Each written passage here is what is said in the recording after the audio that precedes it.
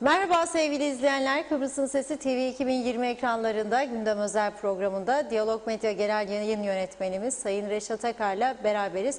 Evet, bir haftayı daha geride bırakıyoruz. Vakalar maalesef hızla artmaya devam ediyor. Geç de olsa tam kapanma kararı alındı.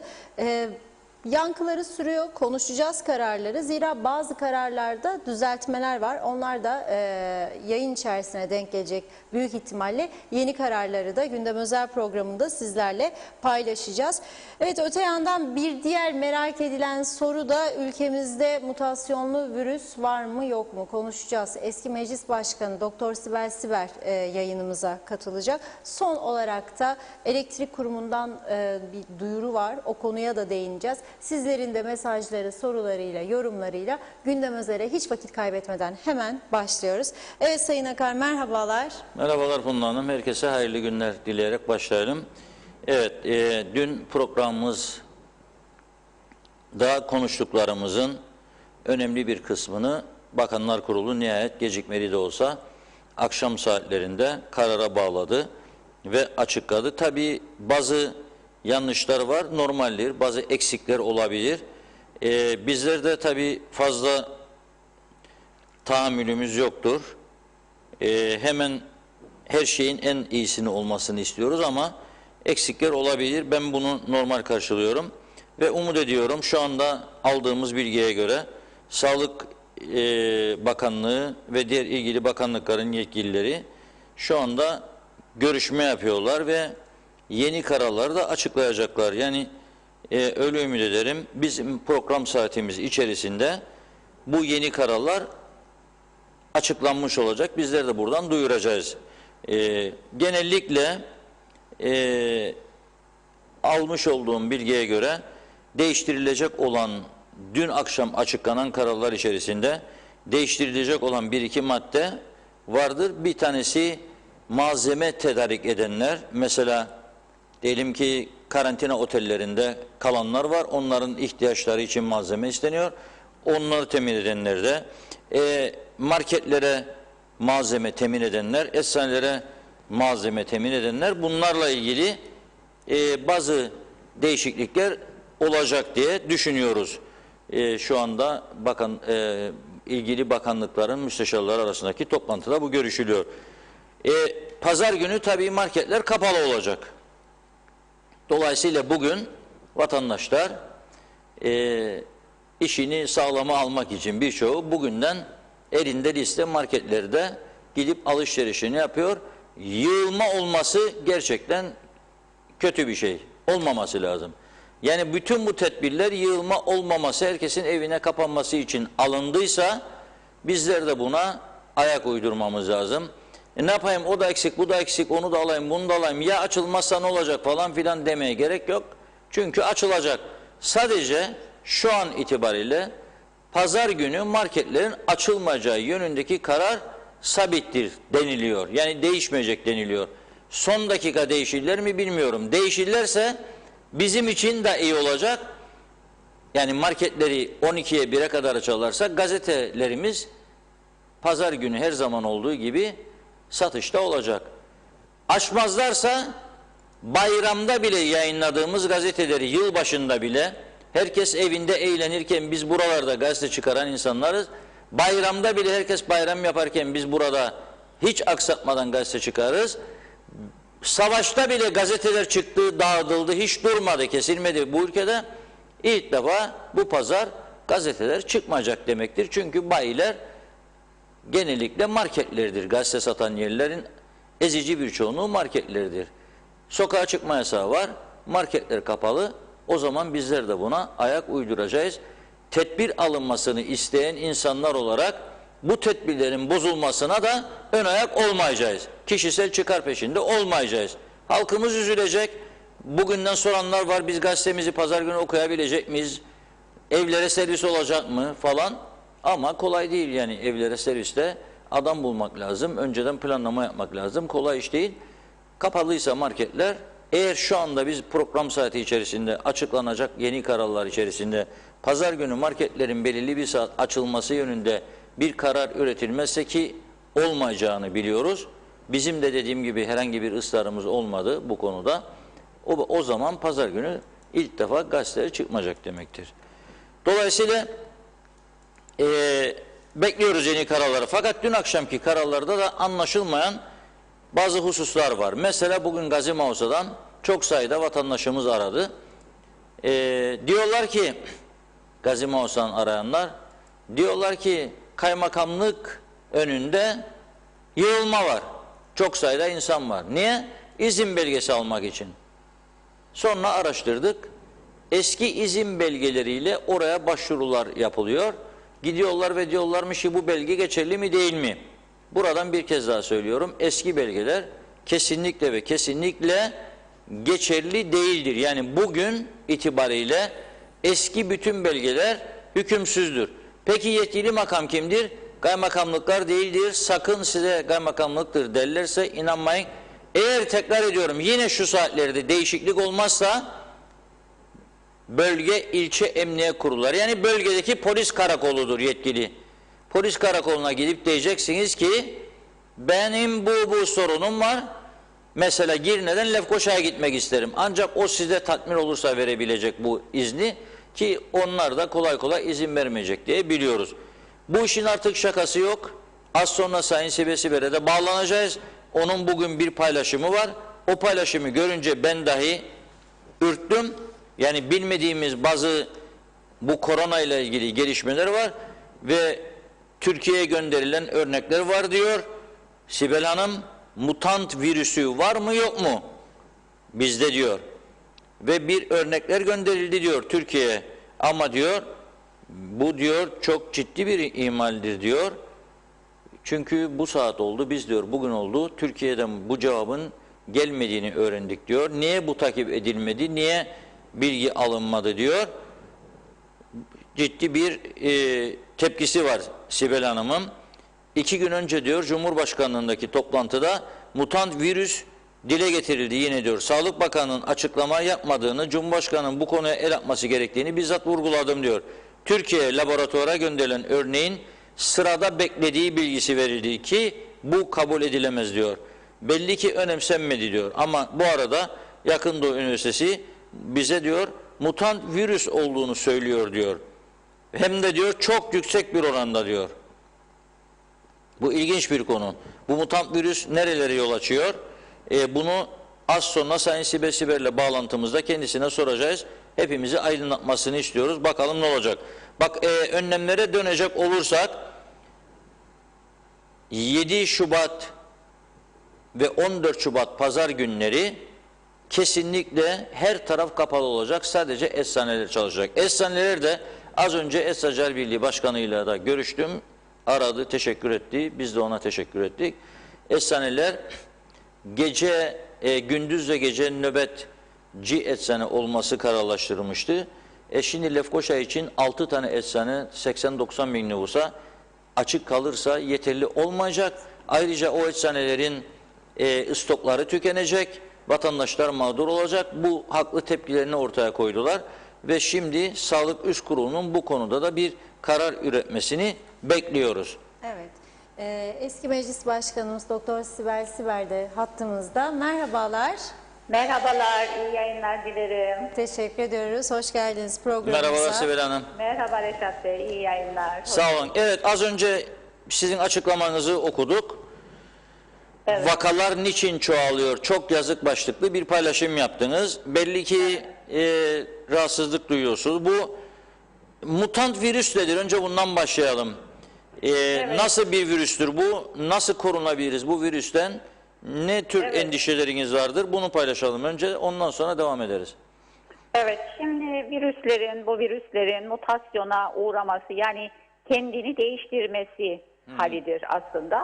Ve hep beklenirdi virüs mutasyona uğrayacak mı diye. Ve aslında olumlu bir beklenti içindeydik ki belki virüs kendi kendini yok eder, mutasyona uğrar da yok eder. Fakat şöyle bir durum tespit edildi. İngiltere'de ve Güney Afrika'da mutant virüsler tespit edildiğinde ve daha sonra bu virüslerle ilgili çalışmalar yapıldığında bu virüsün öncekine göre çok daha hızlı yayıldığı tespit edildi.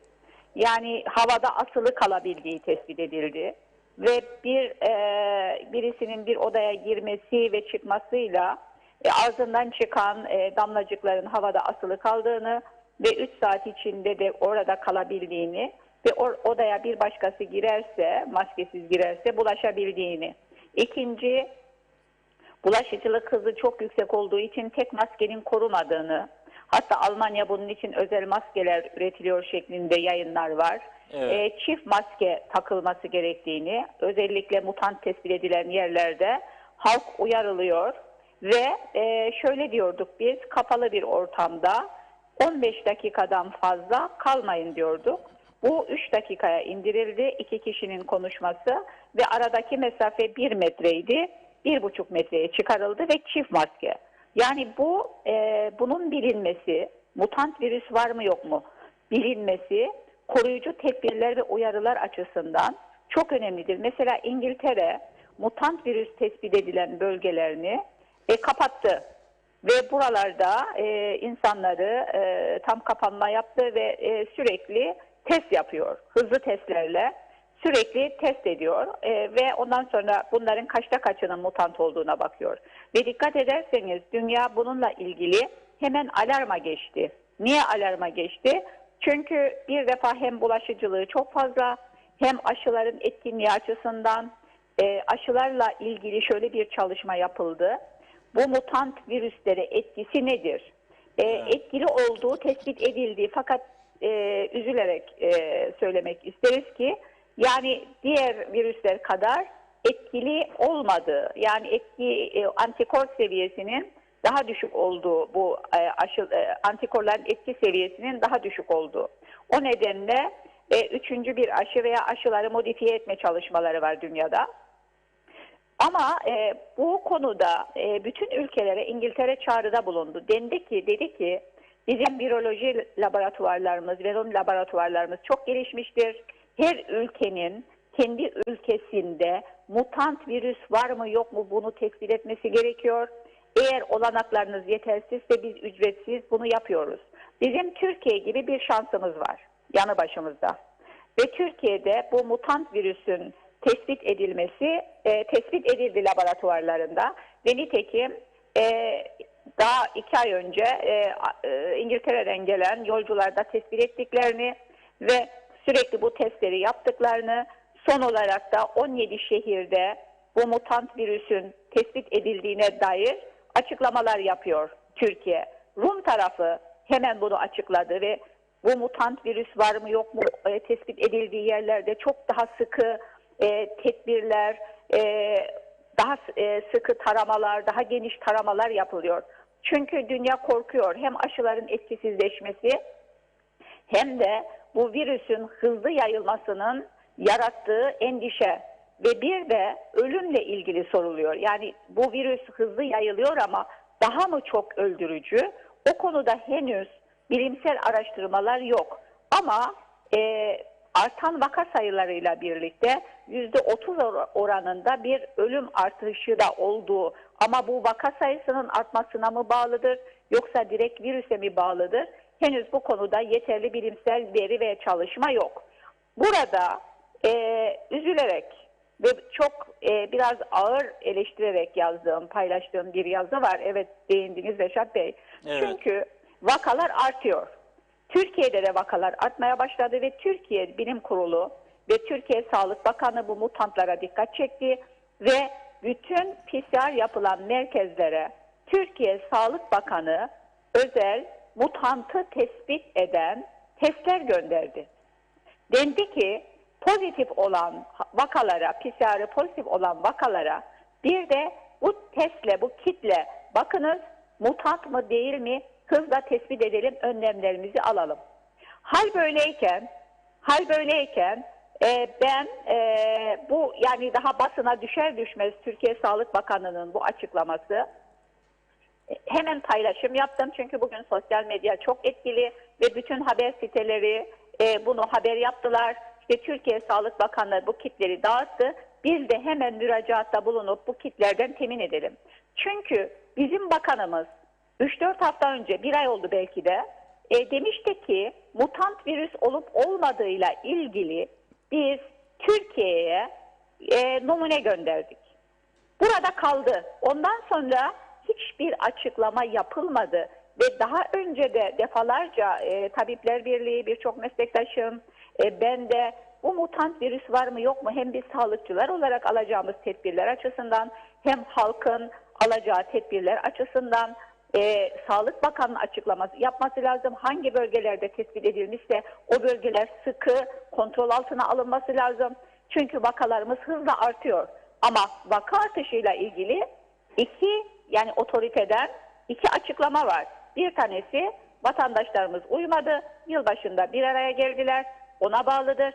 İkincisi de test sayısı arttı, onun için vaka artışı var. Halbuki bugün Türkiye yanı başımızda, Türkiye Sağlık Bakanı ve dünyadaki birçok ülke diyor ki mutant virüslere bağlı hızlı bir artış var. Biz neredeyiz? Bizde mutant virüs var mı yok mu sorusu maalesef havada kaldı. 2 gün önce Cumhurbaşkanı bir toplantı yaptı. Sağlıkçılarımızla, ben de vardım o toplantıda.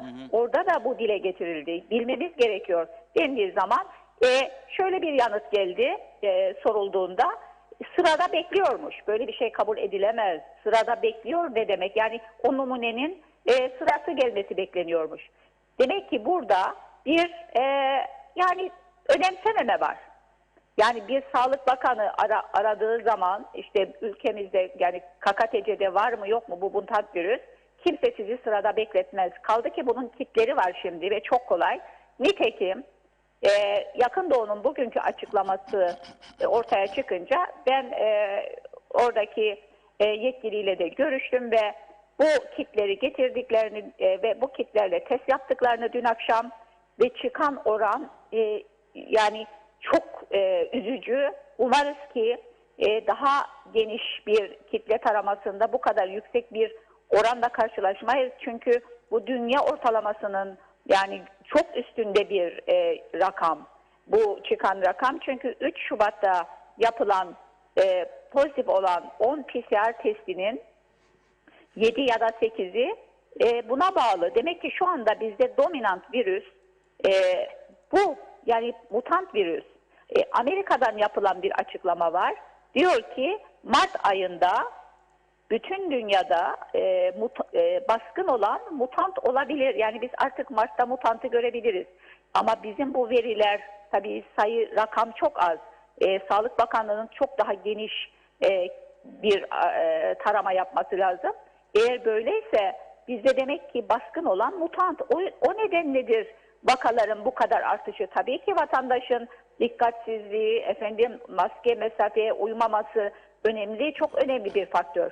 Ama belli ki normal koruma yollarıyla bu mutantı yani bize verilen bilimsel açıklamalar bu mutant virüsüne bugüne kadarki koruma yollarıyla önleyemeyiz. Çok daha sıkı tedbirler gerekir bireyin kendini koruması açısından, devlet daireleri açısından. Çünkü 10 gün sonra 15 gün sonra ne zaman açılacaksak açılalım yine bu mutant virüste karşılaşacağız. O nedenle üzücü olan ikinci bir vurgu yapacağım. Sağlık Bakanlığı tarafından beklenen açıklamayı maalesef üniversite yaptı ve kolektif bir çalışmada olmadığını gösteriyor bize bu. Hep diyoruz ki bu kolektif bir çalışmadır. Üniversitelerimizin de dahil edilmesi gerekmektedir. Özelde çalışan sağlıkçılarımızın da dahil edilmesi gerekmektedir. Bu bilimin ışığında hep birlikte yürütülecek yerel yönetimlerle bir mücadele olması gerekmektedir. Fakat ne yazık ki böyle bir kolektif çalışma olmadığının da göstergesidir. Bugün basına yansıyan mutant virüsle ilgili haberler. Türkiye'de siz geçmişte meclis başkanlığı, bir sürede başbakanlık yaptınız. Bu ilişkiler nasıl yürüyor? Çünkü bir de mesela bazı adli olaylarda, adli tıp da burada kesin sonuç koyamadığı zaman yaptığı tespitlerde Türkiye'ye gönderiyorlar biliyorsunuz. Hatta bazı davalar cinayet olayları bile 1-2 yıl bekliyor. Türkiye'den gelmesi çok gecikiyor. Bunu Bu da öyle bir durumla karşılaşmış olabilir mi? Bu örnek gitti gelmedi. Yani burada sanmıyorum. Çünkü bu çok farklı bir konu. Yani tabii ki neler olduğunu bilmiyorum. Ama deneyimlerim var. Başbakanlık, meclis başkanlığı deneyimlerim var.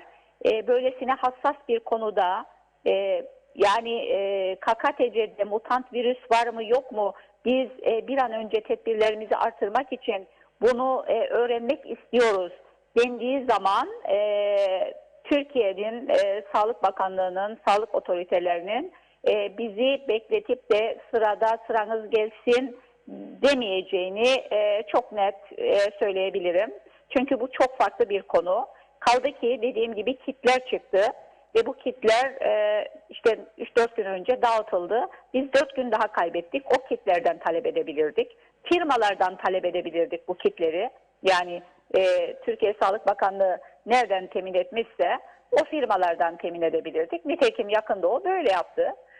Burada demek ki bu konuyla ilgili gerekli hassasiyet, duyarlılık olmamış. Yani bunu benim çıkardığım bu. Ha başka bir açıklaması varsa bunu da Sayın Sağlık Bakanı'ndan bekleriz. Çünkü defalarca niye bu mutant virüsle ilgili sonuç çıkmadı diye ben hem basından hem katıldığım programlardan sizin programınızda da hep sordum. Hiçbir yanıt gelmedi. Şöyle denebilirdi. Şu gerekçelerle, şu nedenlerle gecikti. Yani bir gerekçe, ne olumlu ne olumsuz bir yanıt gelmedi. Ve nitekim ben Sayın Cumhurbaşkanı'na, belki siz konuşun Sayın Cumhurbaşkanı, Sağlık Bakanı'yla, belki size bunun nedenini ve niçin henüz bizde mutant virüs var mı yok mu bilmediğimizi açıklanır dedim. Evet. Aldığımız yanıt böyle bir yanıt geldi, işte sırada beklediği, ki bu kabul edilemez. Kesinlikle kabul edilemez. Peki bu son önlemleri kısaca bir de ona değinelim. Nasıl buldunuz? Daha çok kapanma var. Tabii Yani, vatandaşlar da uyarsa yani bir de o vardır. Uymazlarsa bu defa çok daha kötü olur. Şimdi şöyle hele bu yeni haberle birlikte bu mutant virüsün olduğu haberiyle birlikte hep diyorduk test sayısı artırılmalı. Şimdi Rum tarafı ve Türkiye'de de birçok ülkede bu hızlı testlerle, İngiltere'de özellikle kent bölgesi kapatıldı ve hızlı testlerle taramalar yapıyor bilgisi aldıydım son okuduğum bir makalede. Bu hızlı testler işte çok kısa bir sürede 15-20 dakikada size pozitif vakaları tespit edebiliyor. Ve böyle olunca da insan emeğinden, yani hani çok yoğun ve yorgun bir durumdadır bu çalışmaları laboratuvarlarda sürdürenler, bu çalışmaları yapanlar. Burada insanın yorgunluğu ve yoğunluğu ve emeği minimale düşüyor. Çünkü bunlar basit testler, işte yine boğaz sürüntüsü alınarak yapılabilen testler ve bunlar pozitif çıktığında da doğruluk oranı çok yüksek, FDA onayı var. Kaldı ki bu pozitifleri tekrar PCR'la yapabilirsiniz. Mesela Güney 30.000 test yaptığını açıkladı. 30.000 testten 1500'ü PCR, diğeri hep hızlı testlerle yapıldı. Bu şekilde hızla tarama yapılabilir. O nedenle bu kapanmanın plan ve programı yapılması gerekiyor. Yani sadece insanlara işte kapanın, hiç dışarıya çıkmayın, bulaşı kaldıralım demekle başaramazsınız. Çünkü eğer siz yaygınlığın ne kadar olduğunu, nasıl tedbir alacağınızı, mutant virüslerle ilgili tedbirlerinizi açıklamazsanız, yapmazsanız, bu yönde çalışma yapmazsanız açıldığımız zaman tekrar kapanmayacağımızın garantisi yoktur. Çünkü hele bu virüs bu kadar hızlı yayılıyorsa yine aynı tehlikeyle karşı karşıya kalabiliriz. Kaldı ki işte aşıların etkisinin de daha düşük olabileceği kötü senaryosu daha da düşündürücü olur. Çünkü aşılar da ikinci dozdan 2 hafta sonra antikor oluşturup bizi korumaya başlıyor. O nedenle bu alınan tedbirlerle ilgili siz de programda bu eczacıları söylediniz. İşte yürüyüşlerin yasak olduğunu söylediğini yazıldı. Tabii ki bir taraftan da kalp damar hastaları var ki bu insanların yürümeleri gerekiyor. Dolayısıyla yani bir tedbir alınırken diğer hastalıklar da göz önünde bulundurulmalıdır. Yani 10 gün 15 gün bu insanları apartmanlarda şeker hastası, kalp hastası, evlerinde kapalı tutmak yerine bununla ilgili de planlı programlı doktor raporlarıyla belli saatlerde yoğunluğa yol açmadan tedbirler alınabilir. Yani bu çok sistematik, multi sistemli bir çalışma gerektirir. Yani aldığınız her kararın yansımaları veya dezavantajları ve onu gidermek için neler yapılabilir iyi düşünmek lazım. Mesela eczanelerin önüne insan yığmamak için böyle Evet. bir karar aldınız. Yani burada amaç nedir? İnsanların temasını önlemek midir? O zaman aldığınız her kararda birinci madde budur. İnsanların bu aldığım karar insanların temasını artırır mı artırmaz mı? Doğru. Eğer artırıyor durumdaysa ne gibi önlem alabilirim? Yani çok spesifik, belli konularda çok spesifik, özel ve iyice düşünülerek, analiz edilerek kararlar alınmalıdır. Bu kararların da birçok maddesinin değişeceğine inanıyorum. Evet, olacak, bazı değişiklikler olacak. Evet. Çünkü 6 tane eczane açarsanız Lefkoşa'da bütün 90 bin kişi var. İnsanlar yığılacak 6 marketin önünde. 6 eczanenin önünde. Eczane sahibi diyecek ki senin aradığın ilaç bitmiştir. Bu da o çaresiz kalacaktır. Dolayısıyla bu konuda bir düzenleme yapıyorlar bildiğim kadarıyla. Evet, evet. Az sonra da bunu açıklayacaklar. Çok teşekkür ediyoruz Sibel Hanım. Ben teşekkür ederim. İyi yayınlar dilerim. Sağlık dilerim. Sağ olun. Evet, Doktor Sibel çok önemli konulara değindi. Evet, yani bu mutant virüsü çok tehlikeli olduğunu söyledi. Çifte maske dedi hatta. Ben buradan daha önce de söyledim. Şimdi evet, vatandaşlar diyor ki ben işim durdu, gelirim durdu. Ne yapayım şimdi, bir de 5 TL verip bir maske her gün alamam. Eski iç çamaşırı, atlet, kilot gördüm, yani ben kilotu maske yapanları gördüm. Hanım diker diyor, 2 tane lastik takarım. Ama maske olmaz, o maske işte. Yani hem kendini kandırıyorsun hem de başkalarını. Bu bir. 2. Dün buradan çağrı yaptık. Bugün bilgi vereyim. Yeni karantina otelleri devreye girdi. Sağlık Bakanlığı yetiştiremiyor. Yeni temas kuruyor otellerle. Hangi otel kabul ederse o oteli karantina oteli yapıyor. Tabii her otel sahibi de parasını alacak olsa bile, parada nedir? Bir miktar, düşük bir miktarda anlaşıyorlar. Herkes koymak ister mi?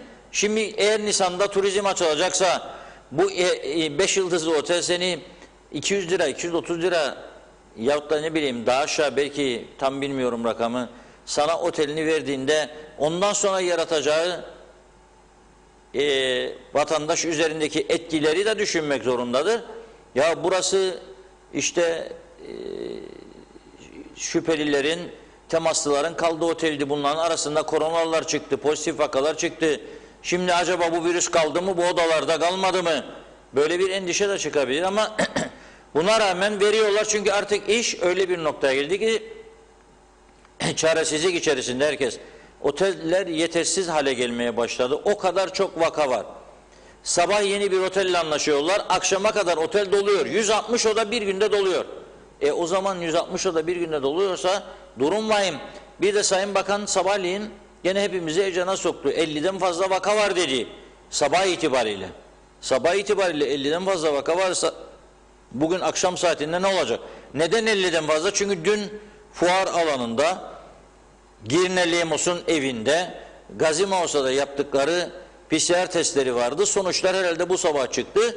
Tablo vahim. Demek ki bu PCR testlerinin başından itibaren daha çok yapılması, daha çok erken sonuç alınması ve daha erken teşhis konulması lazımdı.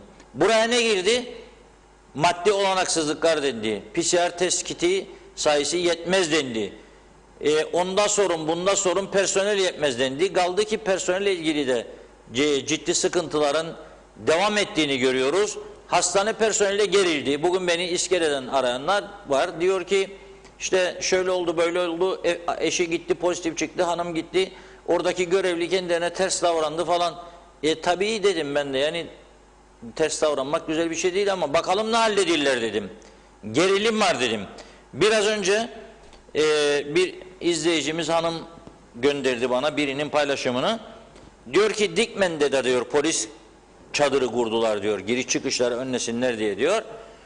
O çadır diyor hafif bir rüzgar etse uçacak derecede. Polisler donuyor içinde diyor. Ve Allah razı olsun diyor Turgay Ersalıcı isminde bir vatandaşımız oraya gidip bir konteyner koymuş polislere.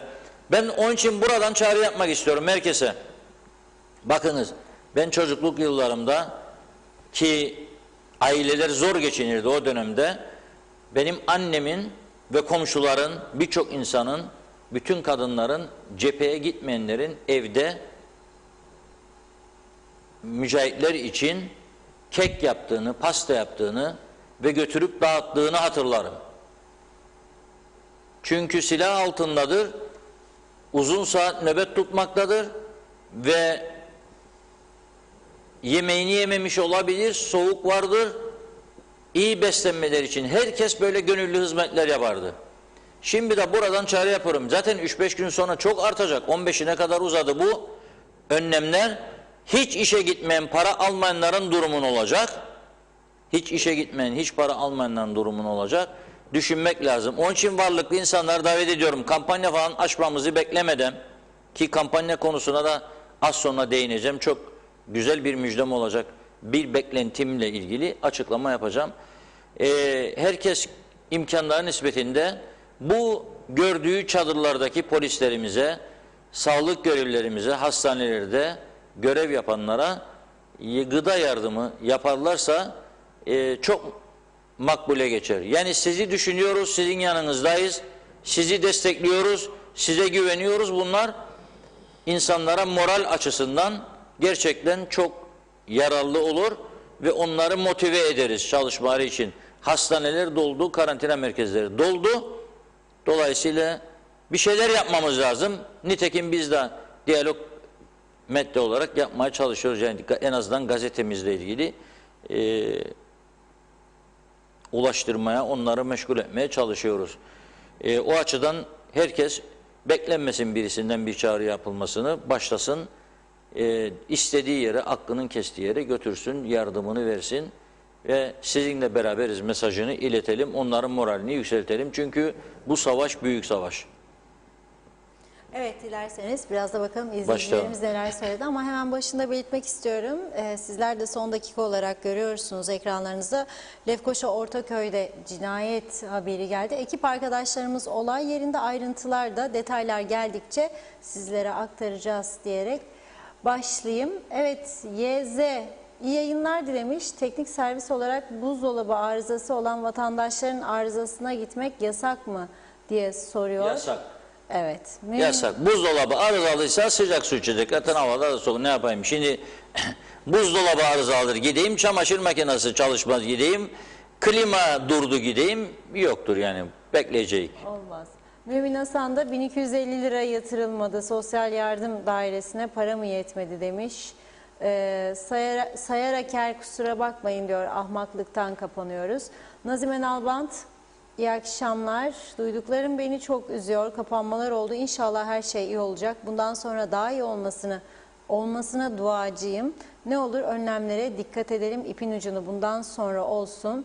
Tutalım. Yayılmaları önünü alırız demiş. Sabırlı olalım. Bunu da atlatacağız. Sevgilerimle diyor Nazime Hanım. Ahmet Bilgili Reşat abi hükümet seni dinliyor. Bu arada bugün çok sakin. Hep böyle kalsın. Sağlığı için demiş Ahmet Bey. Evet, Aylin Kızıl iyi yayınlar diliyor. Caner Şefik iyi yayınlar. Reşat Bey bugün polis bizi kaymakamlığa gönderdi. Biz vermeyiz dediler demiş. Nurullah Kılıç marketlerin hepsi girişte eldiven koymuş. Herkes elini koyup aynı yerden eldiven alıyor. Market sahibi kapının önüne bir kişi vermesi lazım. Giden gelen elini koyuyor. Böyle bir şey olamaz demiş. Fatoş Çakır alakası yok polisle. Ben hem İskele hem de Manisa Polis Müdürlüğü ile konuştum. Bizim hiçbir bilgimiz yok izinlerle ilgili demişler. Fatoş Hanım da bu bilgiyi paylaştı. Yaşar Aracı kaç gündür şikayet ederim. Benzin istasyonlarında araba yıkama yaparlar. Bugün yine bazı benzinciler araç çıkarlar. Halkta iş yok. Bu kadar gerekli mi? Araçlarını yıkatsınlar demiş.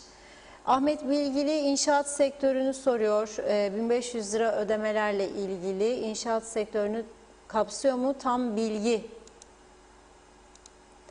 var mı diye soruyor. Reşat abi bu konuyu açıklayabilir mi demiş. Nurullah Kılıç hasta olmayan da olacak diyor. Serkan Ersev iyi yayınlar. Dün sabah PCR testimi Güzelyurt Sağlık Ocağı'nda yaptırdım. Bugün saat 5 ve hala test sonucum çıkmadı. Hiçbir yerden de Sağlık Bakanlığı ne de hastane cevap alamadım. Aradığım zaman da ne yapalım demişler. Evet, Yusuf Umut Yetermiroğlu o da 1500'lerle ilgili soru soruyor. Reşat Bey, 2020'ye ait 1500 lira ödemeler kimleri kapsıyor? Nisan-Mayıs 2020 verilecek denen ve sadece bir defa aldığımız ücretleri hangi sektör çalışanı alacak? Bilginiz varsa bizi bilgilendirir misiniz demişler. Evet, Harbi Yemen'e hayırlı yayınlar dilemiş. Ali Yıldız, çok uzun yıllardır ailecek buradayız, vatandaş değiliz. Biz de aşılayacaklar mı diye soruyor. Evet, bildiğimiz kadarıyla herhangi bir ayrım yapılmadı. Erdal Yarkın, Funda Hanım, Reşat Bey iyi yayınlar, iyi çalışmalar dilerim. Ağzınıza sağlık Reşat Bey. Her zaman doğruları söylemeye devam. Beğenmeyen izlemesin. Her zaman başarılar dileriz. Erdal ve ailesi olarak selamlar, saygılar sunarım demiş. Murat Genç de iyi yayınlar diliyor. Reşat Bey uyarın lütfen, sosyal medyada yanlış bilgiler paylaşılıyor. Milletin kafası karışıyor diyor. Nesrin Altuğra Karademir, iyi yayınlar. İnşallah bazıları marketleri yine gezme yeri olarak görmez. Gerçekten ihtiyaç varsa gidilsin. Yekün alınsın. Günde 3-4 kez giden var demiş. Naci Süleyman Londra'dan selamlar yolluyor. Teşekkür ediyoruz. Vesile Sönmez Cihan, 65 yaş ve üstü aşılar ne zaman biter? Sağlık Bakanı'nın açıklaması lazımdı. 65 yaş altına sıra biraz zor gelecek gibi. Kampanya açıp aşı getirmek için çalışmalar başlatıldı mı? Lapta'dan selamlar diliyor. Mehmet Akın uzunca bir mesaj yazmış. Hızlı okuyayım. Geçmiş hükümetlerin Kuzey Kıbrıs'ta yaptığı yanlışlar: 1. Bu zamana kadar bol keseden tüketim yaptılar, yatırım yapmadılar. 2. Türkiye pandemi döneminde siyasiler 4-5 maaş almadılar. Kuzey Kıbrıs'ta kesinti yapıldı bir miktar ve kısa zamanda da ödendi diyor. 3. Hiçbir bakanlık iyi ve kötü günleri düşünerek çivi dahi çakmadı. 4. Hiçbir ülke yaptığı çalışmalar örnek alınmadı. 5. Türkiye pandemi hastanesi yaptı. Kuzey Kıbrıs içine elektrik, doktor, hemşire koyamadı. 6. Pandemi süreci çok kötü yönetildi. Ekonomi aç kapı oldu. Test kiti alınmadı. Şimdi de aynı sorun aşıda var. Eylül-Ekim ayında günlük test sayısı 45'e düştü. Hatırlayın ve en kötüsü ülke zenginleri Kuzey Kıbrıs'a sahip çıkmadı demiş. O kadar para kazanmalarına rağmen bu topraklardan soruyorum, o kadar paranızı mezara mı götüreceksiniz? Orada tek kişilik yer var. Bunu bilin lütfen diyor Mehmet Bey. Mustafa Özcan, komutanı olmayan bir ordu gibiyiz. Eczaneler nöbetleşe açık, depoları kapalı, fırınlar açık, un fabrikaları kapalı. Organizasyon bu kadar mı zor demiş. Lefkoşa Belediyesi'nden kopya çeksinler diyor. Her şeye rağmen üstesinden gelinmesi temennimiz. İnsanlarımız da artık işin ciddiyetini anlasınlar lütfen. Kendi kendimizi koruyamazsak bizi koruyabilecek kimse yok diyor. Evet, Sedat Güzeloğlan da iyi yayınlar dilemiş. 15'ine kadar evden çıkmayın dediler. Kabul. Peki hiç sordular mı bu insanlar aç mı, açıkta mı? 1500 dediler, onu da görmedik. İnsanlar ne yapacak? İlla Reşat Bey söyleyecek, ondan sonra mı ilgilenecek yetkililer diyor.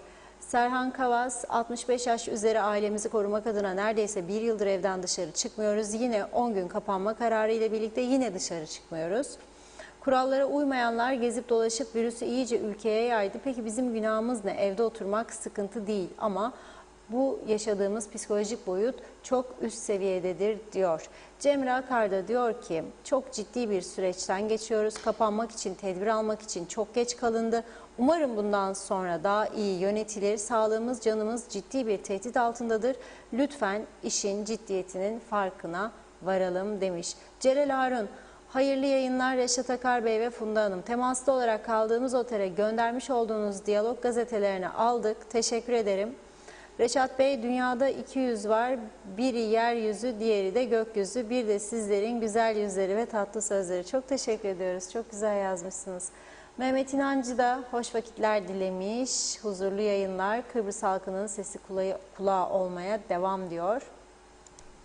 Nilgün Şah iyi yayınlar. İnşallah uyarlar kurallara. Çünkü bugün yine arabalar, insan var. Hadi hayırlısı. Bu arada benim doğum günümü kutlar mısınız? Gazetede abim görüp beni aradı. Aslında geçen ayda ama sağ olun yine de ben hep alırım. Ailemle alırız. Şimdi çok daha çok izliyoruz sizi. Gerek telefonla gerek TV'den hayırlı akşamlar. Biz de bir ay gecikmeli olsak da bu ekranlardan da nice yaşlar dileyelim Nilgün Hanım. Evet, son kadede şu anda Alsancak marketler kalabalık, mesafe yok. Bazı marketler isim alır, bazıları yok. Eldivensiz, bu nasıl iş anlamadım demiş. Mehmet İnancı, Reşat Bey sağ olun, var olun. Dün sert eleştiri yaptınız ve torpilli izin belgelerinden söz ettiniz. 2 saat içinde tüm izin kağıtları iptal oldu. Siz olmasaydınız bu ülkenin vay haline diyor. Meral Kavas, maalesef baştakiler yeterince ilgilenmediler. Bugün yine yollar maskesiz dolu. Bizler evimize kapandık. Sizlere kolay gelsin. Mehmet Kurtulmuş da hayırlı akşamlar diliyor. Cumanız mübarek olsun. En büyük TV 2020 demiş. Sedat Keyif de 1500 liraları soruyor. Hani paralar yatmadı, alan var mı bilmiyorum. Ne 1500 ne de 2000 lira demiş.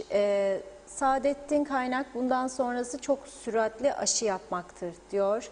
İzzet Adiloğlu, Sayın Akar, dün açıklanan kararlıların yürürlüğe girişi bu akşam 20'den itibarendir. Evet. Bundan önceki uygulamalar önceki kararlara göredir. Ayrıca İlçe Emniyet Kurulu ülkemizde polis merkezi anlamında değildirler. İzin konusunda kaymakamlıklar doğru adrestir demiş. Aylin Kızıl, iyi yayınlar. İlk aşı Çin aşısı, ikinci aşı Avrupa olur mu? Olmaz. Olmaz. Evet, olmaz. Neyse ilk aşı, ikinci aşı da aynısı olması lazım. Evet. Olmaz. Ömür Dolmacı, Reşat Bey, Güney'de bugün kilisede rapid test yaparlardı. Polis yolu kesmiş, durdurup test yapar. Bizde ne yaparlar? Allah acısın bize diyor. Evet.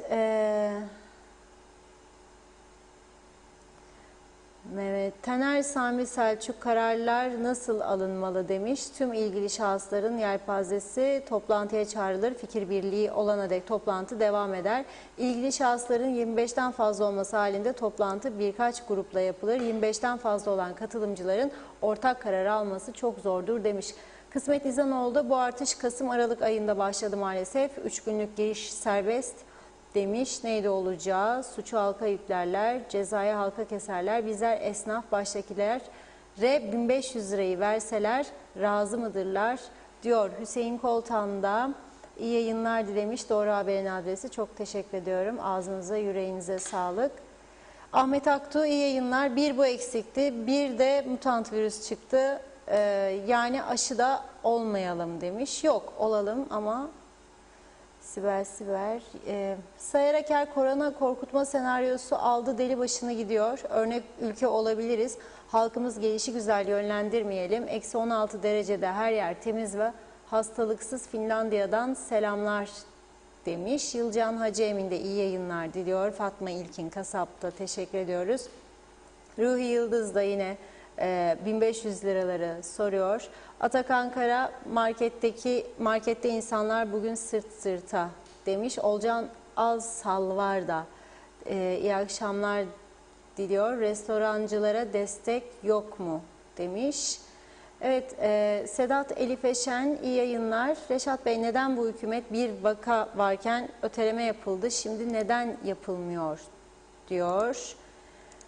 Evet, İzleyicimiz de esnaf, yazık günahtır demiş. Bizi kapattınız, bari bırakın online satışlar devam etsin. Niye bunu da yasaklıyorsunuz diyor. Bunun ne zararı var demiş. Ve yine diyor ki tüm dünya kapandı ama dünyanın hiçbir yerinde kargo hizmetleri durmadı. Evden çıkamayan bir sürü insan var. Ve online satışların devam etmesinin hiçbir zararı yoktur. 2-3 kargo firmasının evlere ihtiyaçları götürmesinin ne yanlışı var demiş izleyicimiz. Evet, yine devam edeceğim mesajlara, böyle bir nokta koyayım. Evet, özelden gelen mesajlar da var çok ama önce bir haberden bahsedeyim. Daha doğrusu önce bir mesajdan hadi bahsedeyim. Evet. kapalı iş yerleri çalışanlarının 1500 Türk lirası taahhüt edilen paraları yapmadı diyor. Bankalar da bir hafta kapalı diyor. Söz vermek diyor bu kadar ucuz olmamalı diyor. Şimdi sabahleyin bugün 21 yaşında bir yabancı uyruklu Afrika kökenli birisinin bir gencin o evinde ölü bulunduğu açıklanmıştı. Merak ediyoruz. Neredendir? Çünkü bu ülkede çok ciddi uyuşturucu patlaması vardır. Ve bu uyuşturucu patlamasının önüne maalesef devlet geçemiyor. Cezaevi patlamış vaziyettir. Bakın biz koronayı konuşuyoruz her gün ama bu ülkenin en önemli 2-3 tane sorunu vardır. Halbuki koronadan da önemli. Bak bir kanser, dün kanser günüydü, Dünya Kanser Günü. Birinci sırada çok vaka var. Bunları göz önünden uzatmayalım. Neden bu kanser vakaları artıyor? Bunların derinliğine inmek lazım. İçtiğimiz sular mı, yediğimiz zepseler, meyveler mi, hava mı, havamız mı? Nedir de bu kadar çok kanser patlaması var? Ve stres, herkes stresli. Çünkü bu ülkede devamlı 2'de 1'de hükümet değişikliği oluyor, bakanlar değişiyor. Görevden alınan adam eve gidiyor, üzgün, yüzü asık veya kadın. Bu defa ailesi bundan etkileniyor, çocuğu soruyor, ne oldu diyor, baba diyor. Bırak o kızım diyor, oğlum al dar bizi görevden. Kaç ay görev yaptı? 7 ay, 8 ay. Hadi bakalım. Ondan sonra yeni gitti, bakanlığa gitmek istemiyor çünkü yeni gelen ona hava atıyor. Ondan sonra o 5 ay sonra gideceğini unutarak sağa sola ve kendini göstermeye çalışıyor. Onu yap, bunu yap, bunu yap. Kendinden daha çok üst düzeyde tahsilli ve becerikli olabilecek insanlar. Öyle. Bunun yarattığı stresleri küçümsemeyelim. Çok çok önemlidir. 2, yani beslenme ve bunun yol açtığı konular ve yaşam tarzımız, siyasi, bütün bizi mahveden en önemli olayların başında küçücük bir ülkenin anormal derecede siyasetle örtülmesidir. Her şeyimizin içine girdi siyaset. Yani benzin istasyonu yeni açılacak, siyaset rozetine göre. Kaymakamlık izin verecek, siyasi rozetine göre. Ne bileyim belediye izin verecek, partili durumuna göre. Her şey partizanlığa döndü küçücük bir ülkede. Ve bakarsın adam 3 sene önce X partide, bu sene başka parti. Niçin? Ne yapalım, ondan aldık, şimdi bundan alalım falan filan. İnsanları da alıştırdık. Çok tehlikeli bir durum. 2, uyuşturucu patladı bu ülkede. Patladı. Şu anda bile sınırlar kapalı. Kaçak yollardan 2,5 kilo uyuşturucu getirme cesaretini gösterenler var.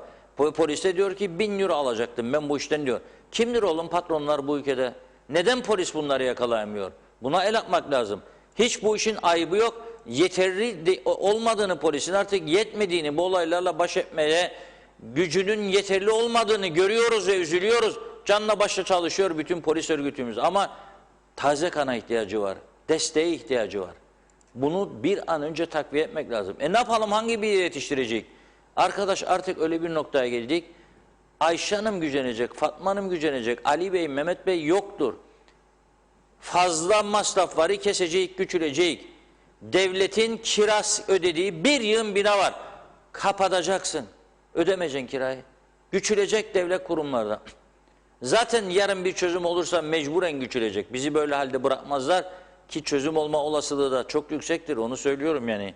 Öyle bir anda, bir gece ansızın gelebilirim şarkısını duyacağımıza inanıyorum. Şimdi sabah oldu 21 yaşında. Bunun daha nereden olduğunu merak ederken hepimiz, neticede yabancı uyruklu da olsa bu ülkede yaşayan biri ve endişe verici. Nereden oldu bu? Şimdi bugün 16 sıralarında, yani bizim program başlamazdan hemen önce Lefkoşa'da Ali Hasip Sokak'ta apartman dairesinde Halil İbrahim Mengi kaç yaşında bilir misiniz? 34 yaşında.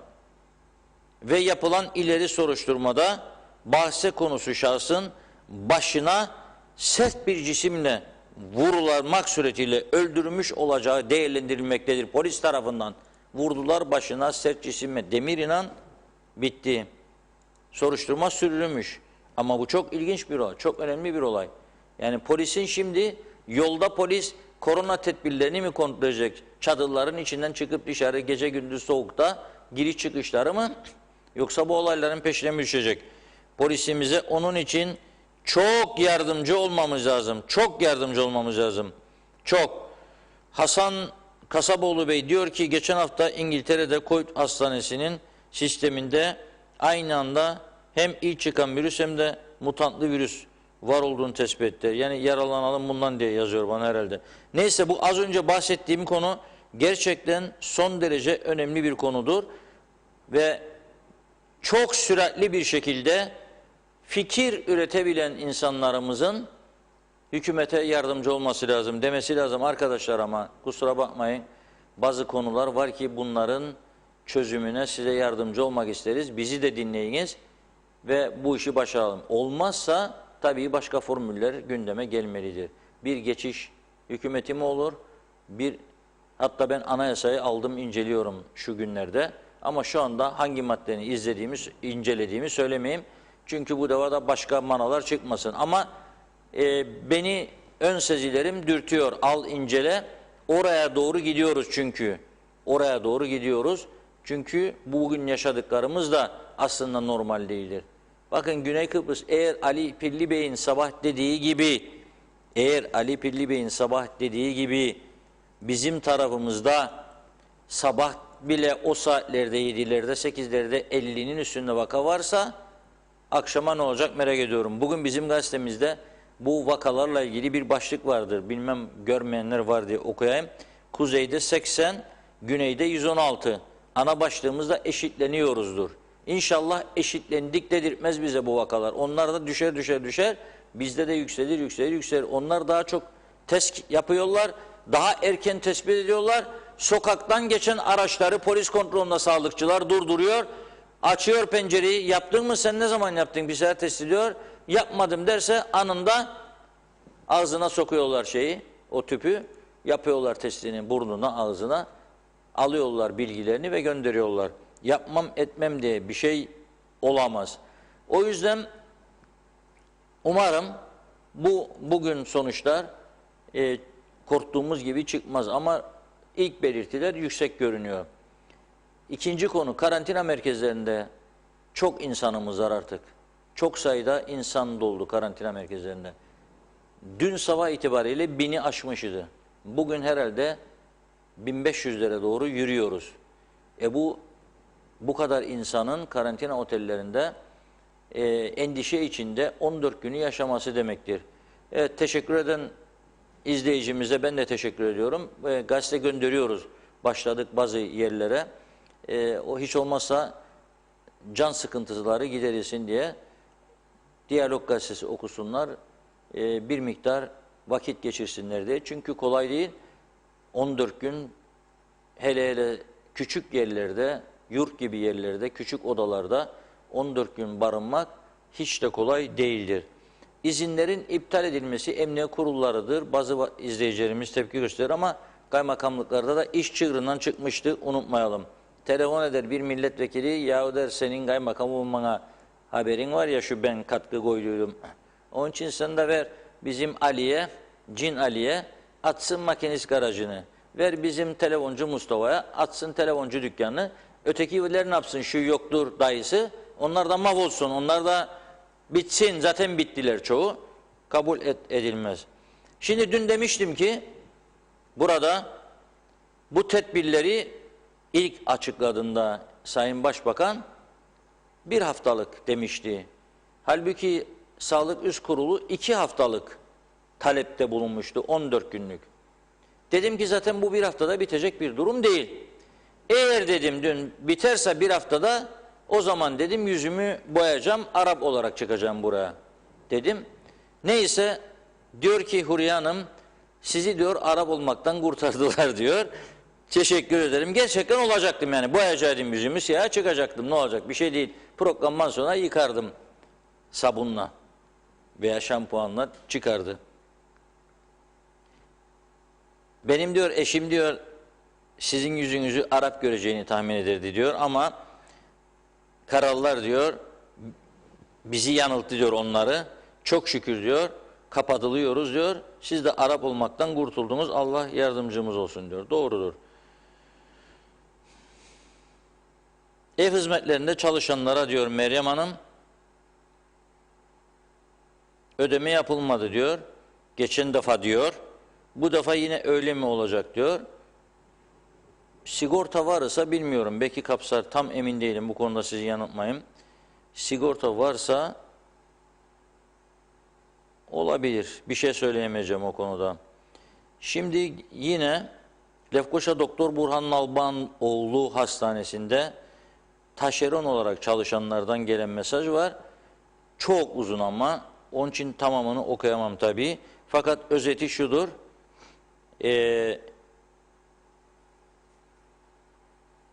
Bu kadar diyor fedakarca çalışıyoruz, saate bakmıyoruz diyor. Vardiyayı değiliz diyor. Ama diyor her gün işimizin başındayız diyor. Ama ne üzülür ki diyor düne kadar diyor asgari ücret olan 3350 Türk lirasını bile alamadık. Doktor Burhan Nalbandoğlu'na çalışan bayan yazıyor. Bakanlar Kurulu'nca alınan karara göre diyor 8-12 Şubat tarihlerinde bankalar kapalı olacağından dolayı diyor 15 Şubat'a ancak ödeniriz diye düşünürken Allah iyiliğini versin şirket sahibimiz. Çünkü taşeron çalışırlar ya şirket götürür onlar oraya. Şirket sahibimizin vicdanlı bir kişi olduğundan dolayı bu süreçte diyor bizi düşünerek diyor mesaimizin bir kısmı olan 1500 Türk lirasını bugün diyor bizleri çağırarak ödedi diyor. Allah ondan razı olsun ama ödeyemeyebilirdi de diyor. Peki neden böyle sorduğumuzda ise Sağlık Bakanlığı'nın ödemelerinde sıkıntı yaşandığı ve maliyede çeklerin onay için beklediği cevabını vermişler. Ön cephede sağlıkta olan kişiler olarak hakkımız bu mudur diye soruyorum diyor. Hayır hakkınız bu değildir. Böyle olmaması lazımdı. Ama Maliye Bakanı da geçen gün gördüm işin gerçeği. Başbakanın yanında çok durgundu, sessiz sakindi, üzgündü. Hangi bir yere ben bu bütçeyle yardımcı olacağım diye düşündüğünü derin derin gördüm yani ve üzüldüm. Bu arada bildiğiniz gibi asgari ücret de bugün açıklandı. Kapalı olan işletmeler var çok sayıda. Buna rağmen asgari ücret yükseltildi. Tabii işçiler o parayla geçinemez, haklıdırlar son derece. Ama ekonomik krizler batmış adamlar zaten eskiyi ödemekte zorlanırdı. Onlar da biz şimdi tam yandık nasıl ödeyeceğiz diyorlar. Onlar da haklı. Acaba haksız olan kim diye ben de düşünmeye başladım.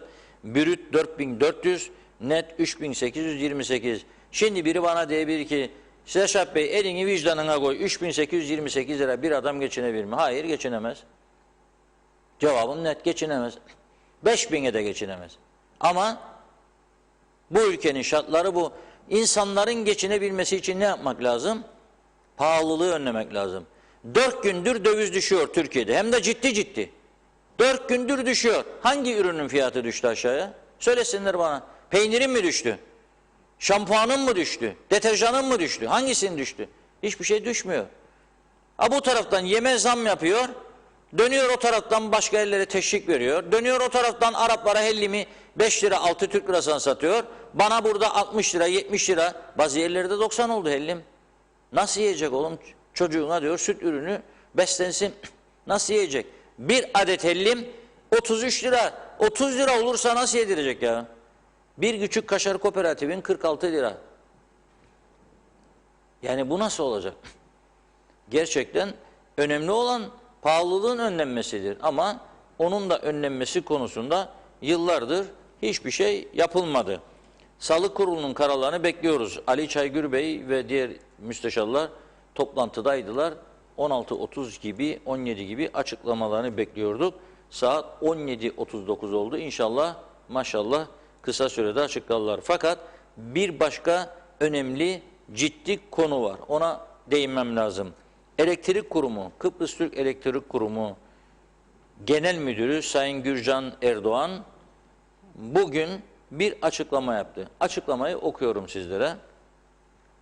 Kurumumuz diyor 5-15 Şubat 2021 tarihleri arasında tüketim faturalarında gününde ödenmeyenlere gecikme faizi uygulayacaktır. Kurumumuz herhangi bir ödeme yapmayacaktır. Dönemi kapsayan diyor, bu dönemi kapsayan yazıda 6 puntodur, karınca yazısı gibi kapsayan tarihlerde bankanızda otomatik ödemesi olan müşterilerimizin tahsilatlarını bugün bankanız şube tarafından yapılırsa herhangi bir sorun yaşamazsınız diyor. Vatandaşa diyor ki banka şubenize talimat verin ödesin diyor faturanızı bu dönemin. Öderse diyor sorun yaşamazsınız. Ben de Gürcan Bey'le konuştum programdan önce. Dedim ki bankadan ödeme yapmayanlar var, yaşlılar var, hani alıştılar her ay faturacıkları ellerinde, gelirler vezne önünde dururlar da öderler. Onlar ne olacak? Vallahi bilmem dedi. Yani bir bankadan ödeme kolaylıkları var, internet üstüne de ödeyebilirler ama dediğiniz gibi diyor ödemeye bilirler diyor, onlar zorlanır.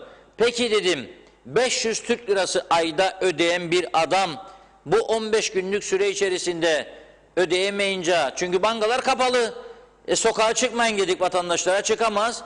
Oturup da 80 yaşındaki adam 70 yaşındaki adam evinde internetten para ödemesini de bilmez. Ne olacak? Hemen söyleyeyim, 20 Türk lirası ekstradan ceza ödeyecek. 500 Türk lirası öderseydi normal 520 ödeyecek. 20 lira gitti demektir. Asgari ücretli bir adam için de 20 lira az para değil. 1000 lira ödeyenler 40 veya 45 TL ödeyecek herhalde. Rakam yükseldikçe faiz de yükselir. Çünkü herkese geçmiş olsun derim. Neden böyle yaptınız Gürcan Bey dedim. Yani bankaları kapattılar. Ülke kapandı 15'ine kadar. Yani sabredemez miydiniz bu insanlara?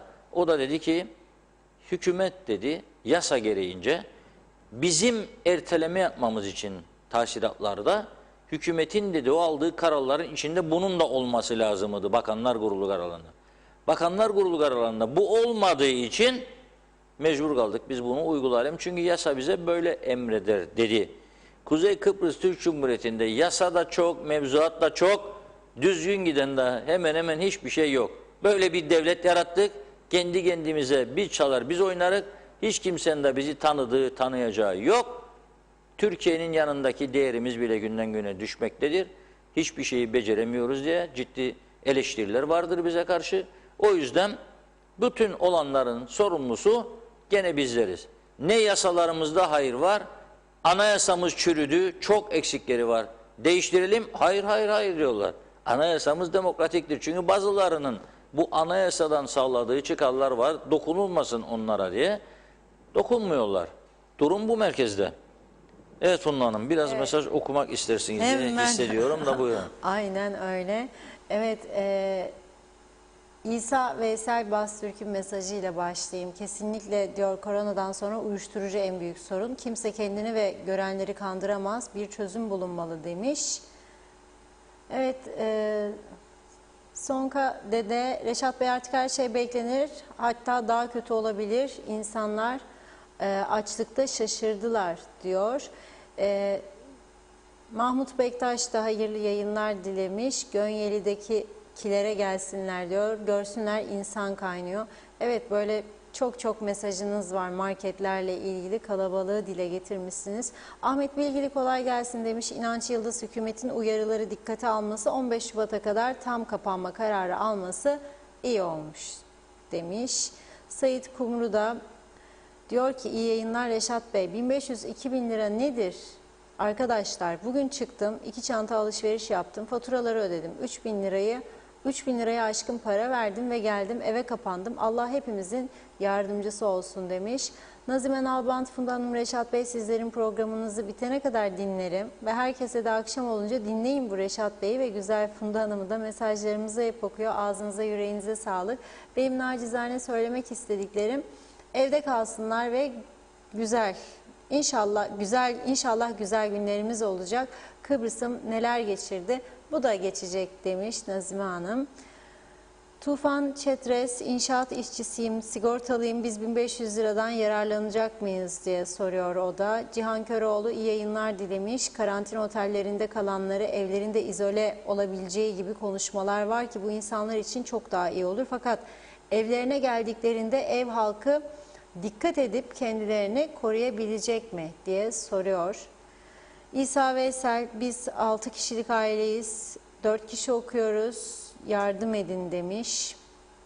Kadir Reşit, süt 7,90 lira diyor. Ahmet Bilgili, önemli bir konu var şimdi. Devlet her yeri kapattı. Benim babam abim inşaatta çalışıyor diyor o da. 1500 lira ödediler. 1500 lira ödemesi inşaata verilmeyecek. Ben 1 yıl oldu çalışıyorum. Annem de çalışmıyor. Peki biz nereden geçineceğiz diye sormuş. Nihat Aras iyi yayınlar diliyor. Sayın Ali Pilli ilk kapanalım dediği zaman kapansaydı bu hale gelmezdi demiş. Yaşar Aracı özürlü maaş alanlar nasıl geçinsinler demiş. 27 yaşında 2295 lira alırlar. Bunlar nasıl geçinsin diyor. Hasan Ay da 1500 liraları soruyor. Evet, Mustafa Yavuz 40 liralık köpek maması 80 lira olmuş. Her üründe %100'lük artış var. İnsaf derim demiş. Veli Gürpınar, Reşat abi Kumyalı balıkçılarına 1 kuruş ödeme yapılmadı. Geçen sefer de yapmadılar. Bu insanların durumu ne olacak? Size yazmamı rica ettiler. Seslerini duyurmalarını rica ederler. İyi yayınlar diliyorum diyor. Sibel Uzun, telefon faturalarımızı bile ödeyemedik. Acil bir şeyde nasıl kime ulaşacağız demiş. Hatice Ulaş, taşeron olarak devlete çalışıyoruz. Geçen ayın maaşını almadık, 15 gün kapalıyız. Elektrik zammı nasıl ödeyeceğiz?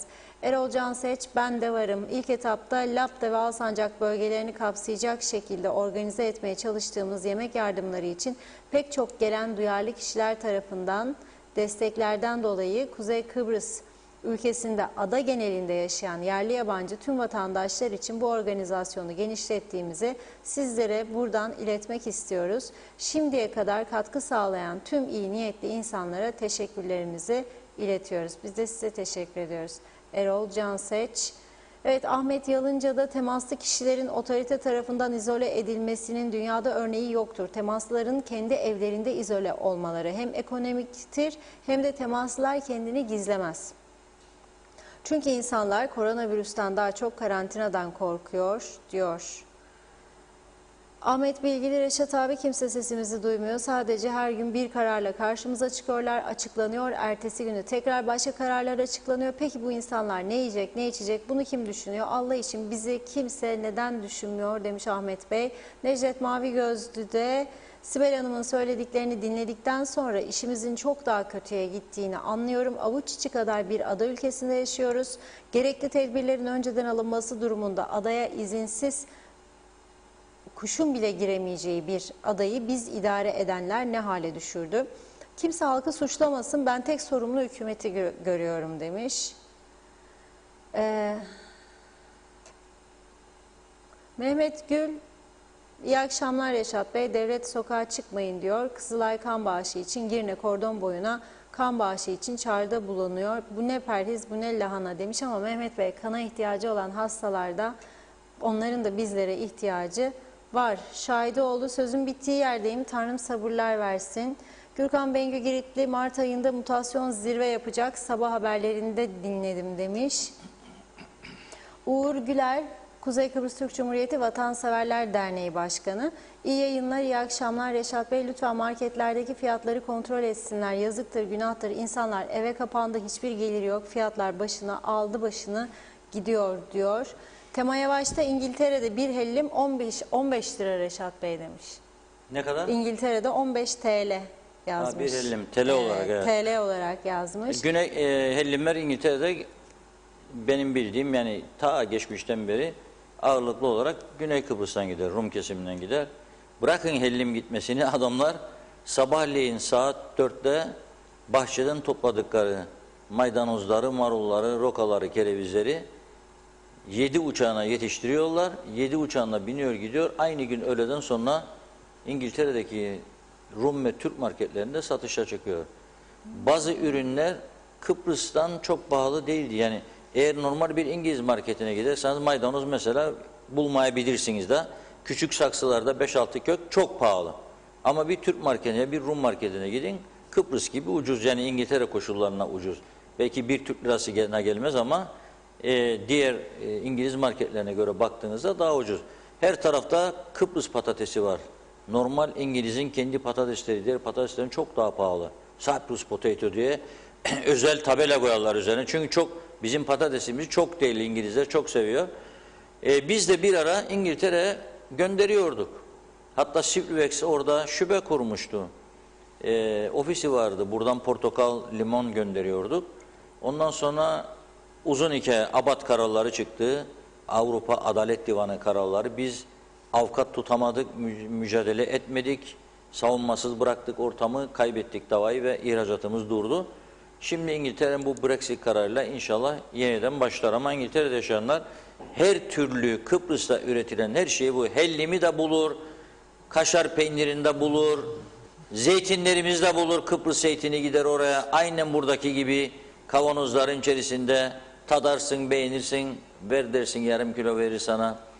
Buradan çok daha güzel çörek yaparlar. Unları çünkü daha kalitelidir diye. Kullandıkları unlar çok daha kalitelidir diye. Müthiş güzel kokulu çörek yaparlar orada. Türk marketleri, Rum marketleri.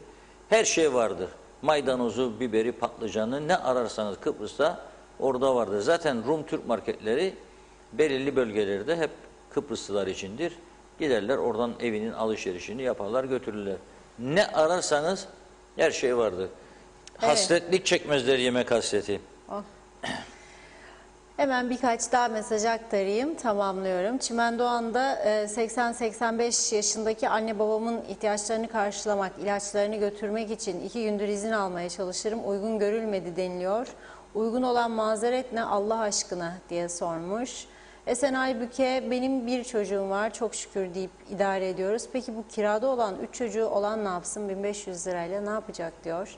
Celil Akarpınar, iyi yayınlar Funda Hanım. Bugün yine Bakanlar Kurulu ilginç kararlar aldı. Kapalı olduğumuz dönemlerde elektrik borcu olanlar faiziyle birlikte ödemeyi tahsil edecektir. Peki ben sorarım Sayın Ali Pilli Bey'e ve Bakanlar Kurulu'na, sigortalı hastane muayene sonrası reçetelerini kendi parasıyla eczaneden alır. Neden hükümet edenler bu konuyu kamuoyuyla, Kuzey Kıbrıs halkıyla paylaşmıyorlar merak ederim.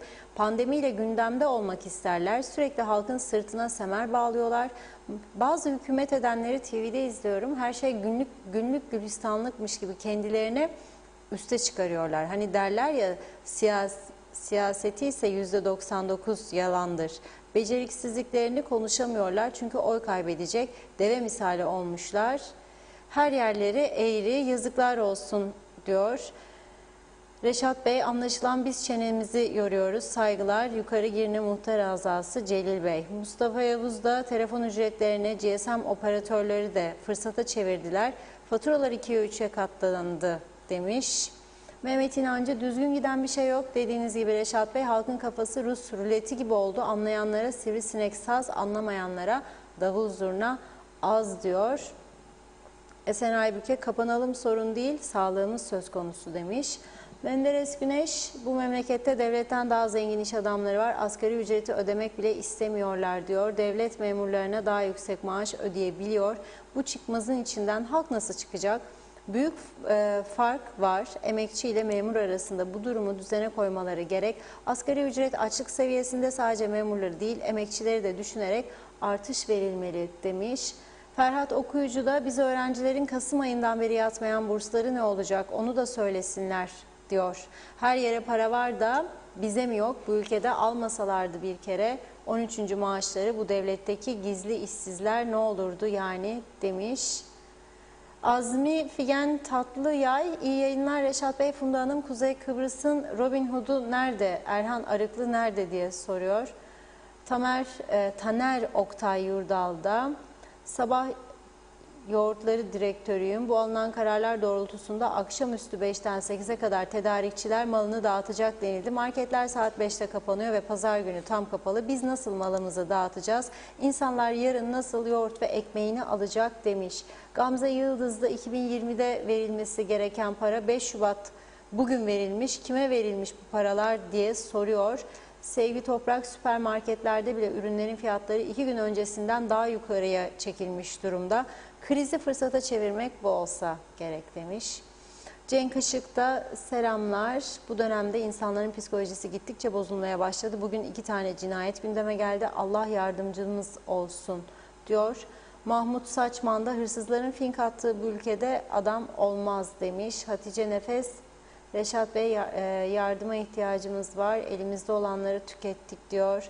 Ferdi Can yine kalabalık marketlerden bahsediyor. O da Serkan Umut 1500 lira destekten bahsetmiş. 2.000 lira destek verilir. Neden çalışan ihtiyaçlı insanlara verilmedi ki? Önce emekçi diyor. İşverenlerin hesabına yattı. Gülşen Bozatlı teşekkür ediyoruz. Hayırlı yayınlar dilemiş. Mehmet Akın, bir kitapta okumuştum. Reşat Bey, Almanya Kurtuluş Savaşı'ndan çıktıktan sonra bütün Almanlar ülkelerine 10 yıl karın tokluğuna çalışmışlar. Ülke ancak böyle düzelir diyor. Yine Eğitim Kurumu işletmecilerinden bir mesaj var. Bizler 1 Eylül 12 Ekim kapatıldık ve zamanında Çalışma Bakanı bununla ilgili bir destek verilmeyeceğini söyledi. 1,5 ay kapalı işletmemize destek verilmedi. Son olarak 31 Aralık'ta kapandık. Şimdiki açıklamalarında da deniyor ki sadece Şubat ayı kapalı olan işletmelere destek verilecek. Fakat biz Ocak ayında da kapalıydık. Niye bizi yok sayıyorlar diye sormuşlar diyorum ve mesajlara bir nokta koyuyorum burada. Evet Reşat Bey. Evet, şimdi Tezer Dilaver Bey sağ olsun İngiltere'den yazıyor. Diyor ki çok doğru söylediniz diyor. Burada her şey var diyor ve birçok gıda ürünleri Kıbrıs'tan da daha ucuz diyor. Kanser konusunda ise onun uzaktan bakarak tabii memleketine gelip gidiyordu. Fark ettiği yanlışlardan bahsediyor. Bunu aktarmak istedim. Bir defa diyor bunun sebeplerinden bir tanesi diyor elektrik santrallarından Kalecik diyor ama Teknecik de aynı durumdadır. Çıkan zehir diyor. Zirai ilaçlar denetlenmez diyor. Yediğimiz zerzevatlar diyor zehirli diyor yani. Kamyonlardan, arabalardan çıkan diyor zehirli egzoz dumanları diyor. Beşparmak dağları oyuldu. Nefes alamayacak duruma getiriyorlar bizi. Doğa gidiyor. Oradan çıkan diyor o toz zehiri diyor. Çok tehlikeli. Denizlerimiz kirlendi diyor. Yeşil alanları azalttık, yok ettik daha doğrusu.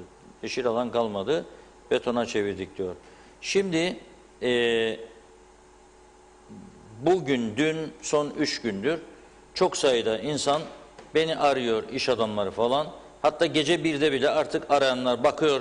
Mesela açıktır internetim. Uyumadınız mı diye mesaj atıyorlar. Uyumadıysanız konuşabilir mi? Şimdi uyumuyorum tabii ama ben o saatlerde de cep telefonundan gazetemin baskısını kontrol ediyorum. Yani 2'ye kadar böyle geçer. Her telefona konuşmam mümkün değil. Yani arayayım da konuşayım. Yetişmem mümkün değil. Aynı zamanda da insan artık bir yorgunluk şeyine, doruğuna ulaşır o vakitlerde.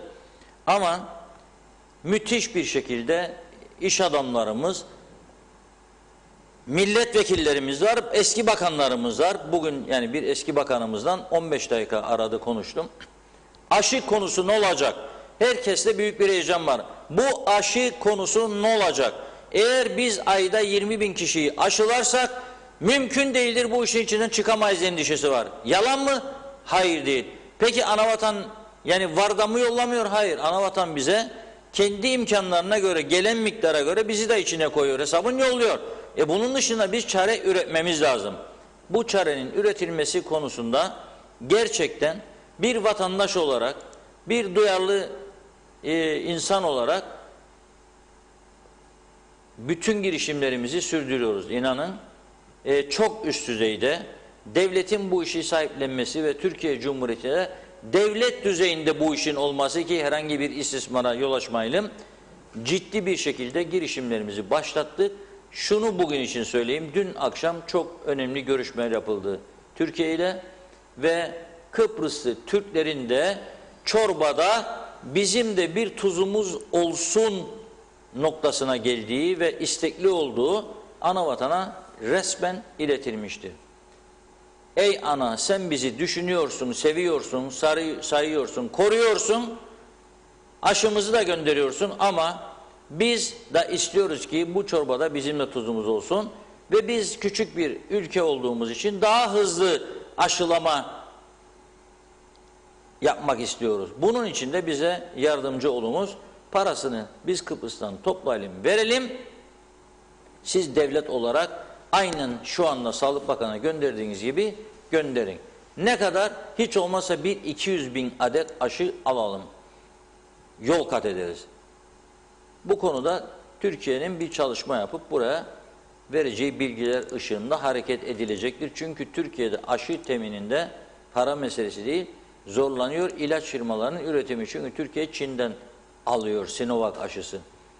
Farklı bir ülkede olabilir. İngiltere'nin aşıları çıktı şimdi, Oxford'un. O olabilir. Alman'ın Pfizer olabilir. Çıkış yolları vardır. Türkiye'nin göstereceği yol haritasıyla, vereceği cevapla önümüzdeki günlerde umuyorum inşallah sizlere hayırlı müjdelerimiz olacak burada. Kişisel yapılan temaslardan olumlu bir sonuç çıkmadığına söyleyeyim. Evet, istek insanlarımız var, iş adamlar çalışıyor, başka insanlar var, iş adamları var. Fakat Çin'den de gelen bilgiler şu doğrultuda, devletten devlete bu aşılar satılıyor. Dolayısıyla güvenlik altında olması açısından böyle yapıyorlar. Devletten devlete de olunca Türkiye Cumhuriyeti ancak bu aşıları alıp deneyip garanti bizlere güvence verdikten sonra buraya gelmesi doğrudur. Bu yönde de dediğim gibi ciddi çalışmalar yürütülüyor. Bizler de elimizden gelen her türlü katkıyı koyuyoruz. Koyacağımızın da sözünü verdik ilgili makamlara. Onlardan da rica ettik. Dedik siz de öncülük yapınız. Bir güçlü kampanya yapalım birlikte. Ama devlet içinde olsun. Türkiye Cumhuriyeti ve Kuzey Kıbrıs Türk Cumhuriyeti'nin kontrolünde, bilgisinde, denetiminde güvenli aşılar olsun. Şu anda gelenler gibi Türkiye'nin onayladığı olsun. Ve bu işi hızlandıralım. Aşı meselesini hızlandırmazsak çok şeyler konuşuruz sonra. Hepimiz de üzülürüz. O yüzden bu girişimin umarım olumlu sonuçları gelir ve sizlerle de paylaşırız. Bunu aktarmak istedim. Beni arayan veya arayamayan, konuşamayanlar da bilsin diye istedim. Yani boş durulmuyor, çalışılıyor ve dediğim gibi en üst düzeyde dün akşam önemli girişimler yapıldı. Türkiye Cumhuriyeti Devleti'nin en üst düzeyinde bilgi vardır bu konuda. Biz de Kıbrıslı Türkler olarak bu çorbada tuzumuzun olmasını istiyoruz. Geçmişte bunu Güvenlik Kuvvetlerini Güçlendirme Kurumu'nu kurarken de yapmıştık. Yine o zaman çok genç yaşlarda bir gazeteci olarak ben haftalık bir gazete çıkardığımız haftalık gazeteyle kampanya başlatmıştım. Ve Güvenlik Kuvvetleri Güçlendirme Kurumu'na İngiltere'den bir adet top taşıyan araç getirmiştik. Bir adet ama önemli olan ordumuz, askerimiz geçerken törenlerde gurur duyabilmekti. Yani bakın bizim de katkımız var ordunun kullandığı. Yoksa Türkiye buraya en modern silahları gönderiyor. Bizim alacağımız bir araca hiç ihtiyacı yok. Ama bir dayanışma ruhunu geliştirmek de önemli olan. Şimdi de umarım savaş gibi hatta ondan da beter bir durumla karşı karşıyayız. Bu sağlık sorununa karşı daha ciddi yardımlaşmalarla yol alırız inancındayım. Evet. Sonlara yaklaşıyoruz ama... Sonuna yaklaştık. Bir de şarkımız var ama. Evet, yani arkadaşlarımız hazırladı. Evet, arkadaşlarımız hazırladı. Onu dinleyelim, sonra bu Ondan sonra mesajları yine okuyalım. mesajlara devam Siz de edelim. mesaj Tamam. hem piyano Hadi. olunca biraz dinlemiş Evet. olursunuz. Yine Melis Yelkenci'nin Süper. piyanosunu dinleyeceğiz. Şarkının adını size bırakıyorum. Herkes bilebilir bunu, yani büyük bir çoğunluk bilecektir. Ama gene de sizde olsun.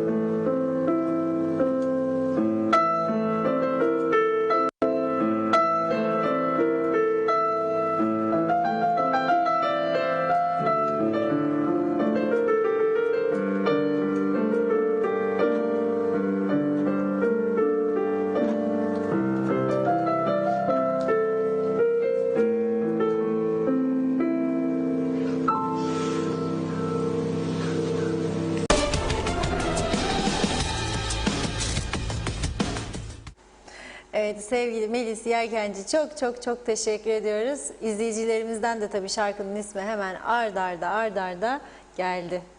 Neymiş? Firuze. Ha, Firuze'ymiş, tamam, iyi. Güzel çalınmış, çok teşekkür ediyoruz Sayın Melis Yelkenci'ye. Özel olarak yani bunu TV 2020 izleyicileri için hazırladı, gönderdi. Biz de ikinci eserini yayınladık. 2-3 gün önce bir başka eserini Ben Varım'dı galiba, öyle değil mi? Evet. Ben Varım. Şimdi varım, de evet. Firuze'yi yayınladık. Derviş Özyiğit Bey diyor, ben bir tane okuyayım size gelsin. Çünkü şöyle diyor, temaslı kişileri ev karantinasına almalıdırlar diyor Derviş Özyiğit. Fakat isim ve adreslerini basında yayınlasınlar. Bakalım kim evinden çıkma cesareti bulacak diyor. Vallahi ben ne diyeyim, yani evlere alınırsa çok istismarların olabileceği konusunda ben de endişeliyim. Gerçekten endişeliyim. Çünkü uymuyor bazıları kurallara. Yani marketlerde de şimdi ne gerek var bu kadar akın etmeye markete? Yani 2-3 gün sabredelim ya. Ya da çok ihtiyaç olanı alalım. Evin buzdolaplarının dondurucuları fulldür hemen hemen Kıbrıs'ta evlerde. Ben de yani çok geç artık kafayı kullanarak birinden bir şey de okumadım. Sonra dedim bir okuyayım, sağdan soldan okudum. Aa dedim, demek bütün düşüncelerim doğruymuş. Mesela İngiltere'den bahsedeyim yine veya Fransa'dan, başka ülkeden gittiğimi gördüm. Amerika'dan mesela taze karides alıyorsunuz marketlerden, farklı fiyat vardır. Donmuşa git 5'te 1 fiyatı. İngiltere'de tavuk git donmuş al buzdolaplarda, çok ucuz. Tazesi çok daha yüksek fiyatta. Neden? Adamlar donmuş yemiyor. Donduruyorsun, sonra onu ne yapıyor bizim burada Kıbrıs'ta kadınlar? Ne yiyecekler efendi öğlene ya akşama? Yap bir makarna bulli. Buzlukta var tavuk, indirir buzluktan, akşama kadar bekler buz açılsın. Açılmayınca koyar çeşmenin altına. Oh ne güzel, bazar sıcakla döker. Hiçbir şey kalmaz. Tam tersi mikrop üretmeye başlar. Biz de onu afiyetleyerek tabii bu alışkanlıklardan vazgeçelim. Buz gözlerini doldurmayalım. Taze yemek en güzelidir. Buyurunuz. Evet, Arın Taşarkan, Kıbrıs Türk Atatürkçü Gençlik Hareketi Genel Sekreteri. Covid-19 memleketimizde vakalar çoğalıyor. 15 Şubat 2021 tarihi kapanma devam olabilir demiş. İyi yayınlar diliyor. Evet, Zeki Ahmet Kasabalı'da çok doğru konuşuyorsun Reşat Bey. Ben orada yaşıyorum. İngiltere piyasasını, İngiltere marketlerini orada yaşayanlardan daha iyi biliyorsun demiş. Mehmet İnancı, teşekkür ediyorum güzel mesajınız için. Kemal Gözay, Reşat Bey sakın siyaha boyama yüzünü, size yakışmaz siyah demiş. Yok boyamayacağım zaten, kazandım çünkü. Eğer dedim bu önlemler 5'inden 11'ine kaldırılırsa o zaman dedim Arap olacağım dedim. Kaldırılmadığına göre ve 15'ine uzatıldığına göre Arap olmayacağım. Üstelik dikkat edeceğim, daha da beyazlaşayım. Zaten güneş yok. Mehmet Ercan da Reşat Bey yorumlarınızı seviyoruz diyor. Hüseyin Güral Kofalı, şu an bile içme suları asbest borunun içinden geçiyor. En büyük kanser bundan oluyor. Londra'dayım ama biliyorum. Kendimi bildim bileli Kıbrıs hala öyle. Bir an önce o boruların değişmesi lazım demiş. Mustafa Yavuz'da 350-400 bin aşıyı temin edemeyen Kuzey TC'yi, Kuzey Kıbrıs'ı neyleyim diye soruyor. Öztürk Sözcü'de kim yapacak aşıyı? Hemşire yok demiş. Evet, Mustafa Rafet Yılmaz da 1500 liralarla ilgili yazmış. Evet, bakıyorum farklı isimlerden. Mehmet Şasoğlu, Reşat Bey, geçen sefer de kapandık. İhtiyaç sandığından neden faydalanamıyoruz? Bizlere işverenler yatırıyor ama zor zamanlarda bir destek diyor. Hilat Siva iyi yayınlar dilemiş. Kararlar siyaset üzerine yapılırsa hiçbir sonuca varamayız. Sadece zaman kaybederiz. Yanlış kararlardan dolayı vatandaşın psikolojisi bozuldu diyor. Sonrasında da bakıyorum hep şarkının ismi Firuze yazmış izleyicilerimiz. Çok çok çok teşekkür ediyoruz. Bakıyorum. Evet, tamam gözüküyor. Asiye Hanım da ne olacak bu işin sonu? Allah herkesin yardımcısı olsun. Bir yandan geçim sıkıntısı, bir yandan korona. Zor bu işin sonu diyor. Çok çok teşekkür ediyoruz güzel mesajlarınız için sevgili izleyenler. Evet Reşat Bey, buyurun. Yani şimdi programın bitmesini istemeyen de var. Bekliyor böyle son dakika ihbarlar yağıyor. Evet. Geliyor da geliyor, geliyor da geliyor ama tabii haber bültenimiz var daha sonra. Gazetemiz var çıkacak. Ve gerçekten ben üzgünüm. Hafta 7 gün çalışan bir insanım. Yıl 365 gün çalışmayı severim. Yurt dışı bir iş için gidecek olsam 3 gün 4 gün gene bilgisayarın başındayım. Olduğum yerden idare ederim işlerimi. Bu pazar gazetenin çıkmamayacak olması beni gerçekten üzdü çok. Yani çıkarsak gazeteyi kime satacağız? Bütün bayiler kapalı. Yay sat dağıtım şirketi dağıtmayacağım diyor. Çünkü marketler kapalı. Ben kime vereceğim diyor. Satış yeri yok. Büfeler de kapalı. Dolayısıyla öyle kaldık. Üzülüyorum ama şimdi artık burası neresiymiş bilir misiniz? Neresiymiş? Önder Market'in önüymüş diyor burası. Vatandaş çünkü kapanacak nasıl olsa diyor marketler. Artık da saat belirlendi değil mi? 5'ten sonra kapalı. Aslında marketler. bir pazar günü kapalı marketler. Pazar Diğer günü tam günler, kapalı. evet, Bu diğer diğer günler günler 17'ye açık. kadar açık. Evet. Erken kalkacağız. Erken gidip alacağımızı alıp gideceğiz. Bir de her gün gitmemize de gerek yok. Yani ihtiyaç varsa neyse bence onu alıp eve dönmek lazım. Saymış arkadaşımız bunu. Marketin 60 kişiymiş dışarıda marketin önünde. İçerisi ayrı diyor tabii. Tabii içerisi de şirket ne yapıyor? Yığılma olmasın diye azar azar alıyor herhalde içerisine ama neticede gene fazla insan olduğu belli. Ya ne ekmek biter, ne pirinç biter, ne un biter, ne süt biter. Ellerinde de kaldı zaten süt üreticilerin sütler duruyor satamıyorlar. Merak etmeyin hiçbir şey bitmez.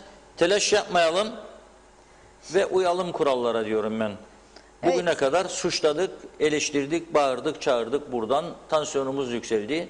Sağlık Bakanlığı'na cesur kararlar alsın diye. Çünkü eğer bu ülke en kısa sürede açılmazsa bu işletmelerin tamamı en büyüğünden en küçüğüne çökecek. Şimdi bazı iş adamları da bunu anladığı için dediler elimizi taşın altına koyalım. Çünkü çökecek. Bu ülkenin de açılabilmesi için ne yapmak lazım?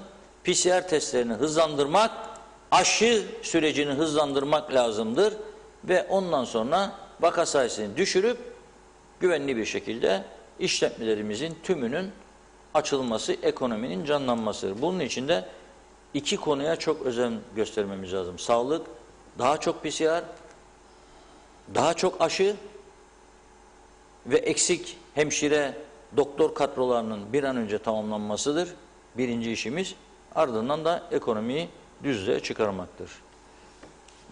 Ağzınıza sağlık. Çok teşekkür ediyoruz. Teşekkür ederim. Sağ olun. Ve sevgili izleyenler gündem özeli bugünlük bu haftalık burada noktalıyoruz. Haftaya günün öne çıkan başlıklarıyla sizlerle birlikte olacağız.